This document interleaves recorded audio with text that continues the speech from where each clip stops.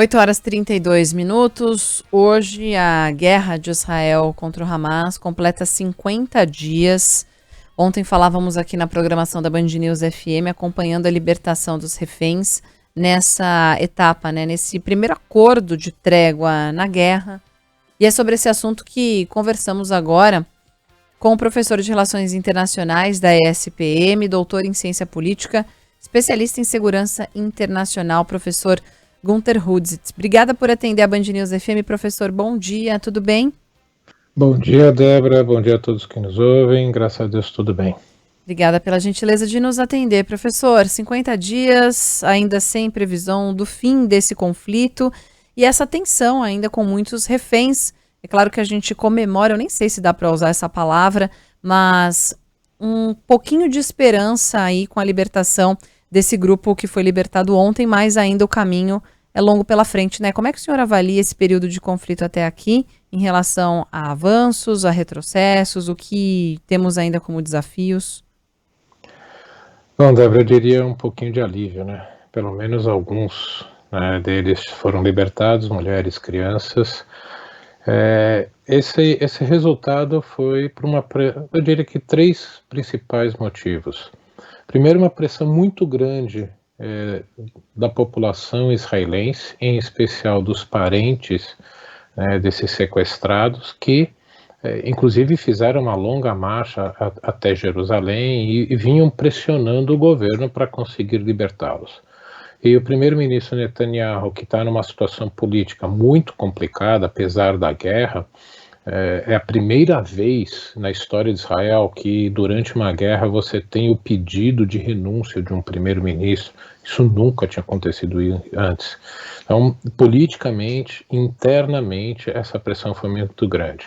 Externamente, principalmente os países ocidentais, em especial o governo americano, vinha pressionando por uma pausa, não por um cessar-fogo, mas por uma pausa humanitária, para também entrada da ajuda humanitária para os palestinos. E por causa dessa pressão também, o governo Netanyahu aceitou fazer essa troca. O terceiro motivo é, no meu entender, o militar, que o que eu pelo menos percebi foi que eles não encontraram todas as instalações do Hamas, principalmente os grandes centros de controle, que eles esperavam encontrar na cidade de Gaza.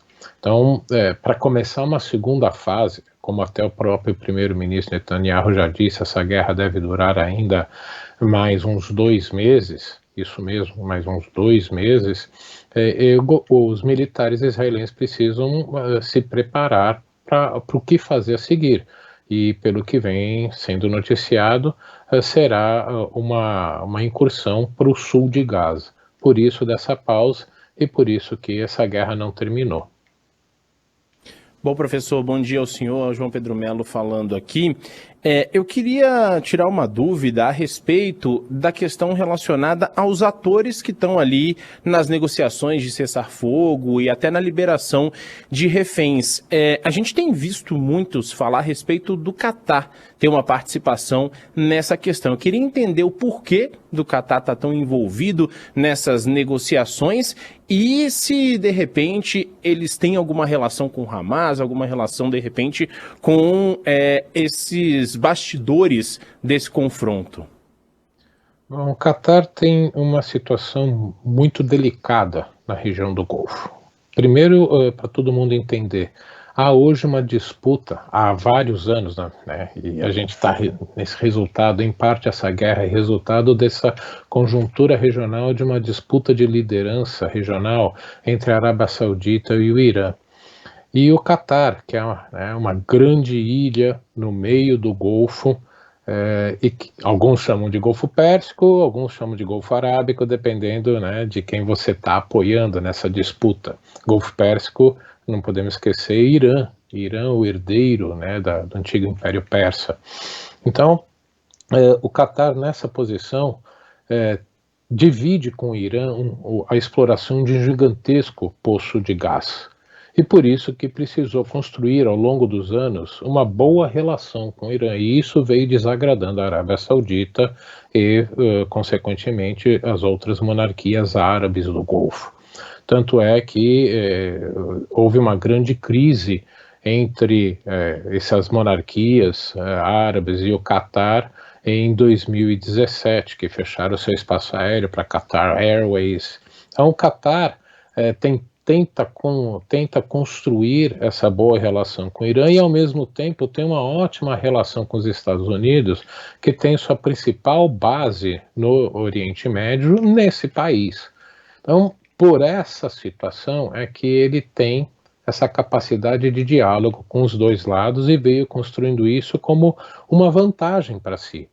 Apesar de toda essa crise que foi superada, né, com as monarquias, ele passou a ter esse papel, conseguiu construir esse papel de mediador e até por isso mesmo tem alguma das lideranças do Hamas vivendo no seu país para ter essa capacidade. O que as pessoas muitas vezes não entendem é que o único jeito de resolver um conflito é pelo diálogo quando chega num campo de batalha a um ponto em que um dos lados acha que precisa negociar. E essas portas precisam estar abertas para negociação. E por isso essa participação tão importante do Catar. Professor, o senhor falava aí, né, que são disputas históricas, são conflitos que acontecem há muito tempo, não é de hoje. Minha pergunta é, nos próximos livros de história, teremos mudanças depois desse conflito, dessa guerra de agora?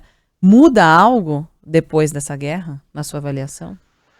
A gente vai precisar esperar um tempo depois de quando essa guerra terminar. Porque, como eu falei, um dos motivos para essa guerra é justamente a disputa entre a Arábia Saudita e Irã. E por que eu disse isso? A Arábia Saudita tem o Irã como o maior inimigo, Israel tem o Irã como o maior inimigo. É aquele famoso ditado popular, inimigo do meu inimigo é meu amigo. Então, por isso que esses dois governos vinham se aproximando. E o grande problema para a Arábia Saudita, que é a guardiã dos dois lugares mais sagrados para o Islã, Meca e Medina, não poderia estabelecer relações diplomáticas com Israel e esquecer simplesmente da questão palestina. Isso poderia gerar uma revolta popular e não só na Arábia Saudita, mas em outros países contra essa parte da família real que está no atual governo do país. Então, eles vêm negociando, se aproximando faz alguns anos, tanto é que Bahrein e Emirados Árabes Unidos já estabeleceram relações diplomáticas com Israel, já reconheceram, já tem embaixadas, turismo dos dois países com Israel já está crescendo exponencialmente, o comércio bilateral também está crescendo exponencialmente, e então isso foi o início dessa aproximação para a Arábia Saudita. Se realmente a Arábia Saudita estabelecesse relações diplomáticas, como tudo indicava, que estava para provavelmente acontecer no começo do ano que vem, a questão palestina perderia muita força e o Irã sairia perdendo disso, né? Porque ficaria praticamente isolado. Não é à toa que teve o início dessa guerra, o ataque terrorista lá de 7 de outubro. Portanto, o que o governo da Arábia Saudita vai fazer posteriormente a isso é que a gente vai ter que esperar. Vai ter que esperar para ver se vai abandonar ou não essas negociações. Eu acredito que não. Eu acredito que essa guerra veio a atrasar o processo, possivelmente em alguns anos, mas não vai ser rompido porque há esse interesse maior do governo saudita. Bom, professor, sobre essa questão, trazendo para o lado dos brasileiros, né? A gente tem ali mais um grupo de pelo menos 50 brasileiros que tentam ou querem deixar a faixa de Gaza, né? Entrar em contato com o Ministério das Relações Exteriores, com as embaixadas. E aí eu queria saber, com relação a esse processo do cessar-fogo, a gente está vivendo o segundo dia ali desse acordo, inclusive com a liberação de reféns, etc. Isso facilita para que o Brasil consiga negociar para tirar essas pessoas da faixa de Gaza, ou é uma questão tanto que indiferente, se a gente pode dizer assim, para a população ou para as pessoas brasileiras que querem deixar a região? Eu acredito que se o governo Lula não tivesse escalado a tensão diplomática com Israel, facilitaria. A gente não pode esquecer que o embaixador palestino foi homenageado, condecorado essa semana pelo Itamaraty.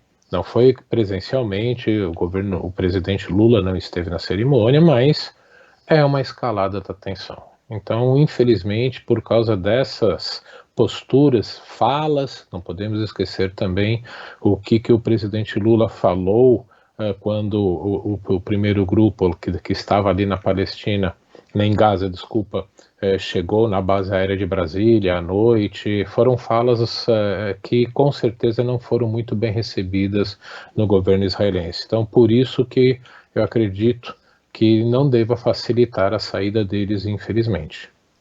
Bom, a gente vai continuar acompanhando, com certeza voltaremos a conversar aqui também ao longo da programação. Quero agradecer a participação do professor de Relações Internacionais da SPM, doutor em Ciência Política, especialista em Segurança Internacional, Gunter Hudzit. Obrigada, professor, mais uma vez, bom fim de semana.